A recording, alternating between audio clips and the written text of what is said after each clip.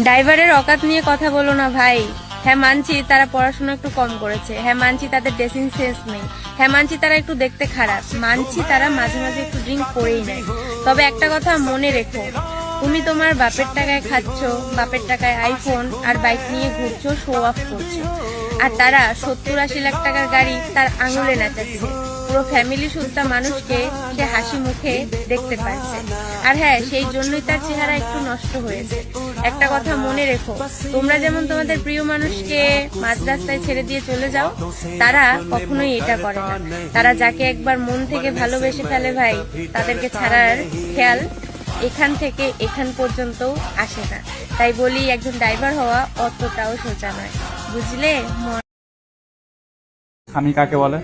স্বামী যে বলবে তুমি যা ইচ্ছা রান্না করো, তারপর খাওয়ার সময় বলবে তুমি এটা কি রান্না করেছো, আমি এটা খাবো না, তাকে স্বামী বলে।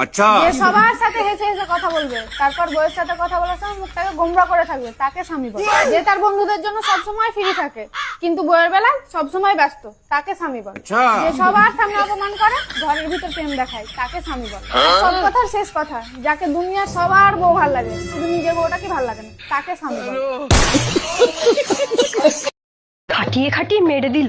বিয়ের আগে তো খুব বলতে যে তুমি আমাকে পাগলের মতো ভালোবাসো, তা কোথায় গেল সেই পাগলের ভালোবাসা?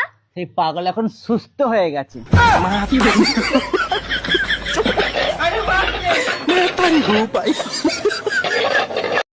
তো এই ভিডিওটা তাদের জন্য যারা ধোঁকা খেয়েছো, যারা চিট হয়েছো, যাদের সাথে ভুল ব্যবহার করা হয়েছে। তোমরা ভাবছো যে আমাদের সাথে ভুল ব্যবহার করে তারা কি বেঁচে যাবে?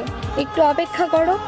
ইউনিভার্স বলে কিছু একটা জিনিস হয়, যে তোমার সাথে ভুল করবে সে কখনোই সুখে থাকবে না। সে কিছু না কিছু একটা প্রবলেমে হলে সে সেই জিনিসটা ফেস করবেই। সে দুঃখে থাকবে, সে কষ্টে থাকবে। তুমি ভাবছো তোমার রাতের ঘুম উড়িয়ে দিয়ে কেউ সুখে থাকবে, এই জিনিসটা কখনোই হবে না। তুমি দেখো, যদি কোনো মেয়ে যদি তোমাকে কাঁদিয়ে বিয়ে করে অন্য কোনো ছেলেকে, তুমি দেখো সেটা সংসারের জীবনেও হ্যাপি নয়। নয় তার বর ভালো নয়, নয় তার ফ্যামিলি ভালো নয়, নয় তার শ্বশুর শাশুড়ি ভালো নয়। তুমি ভেবো না যে তোমার রাতের ঘুম উড়ে গেছে আর সেই মেয়েটা সুখী আছে। একদিন ভগবান সববার হিসাব করবে।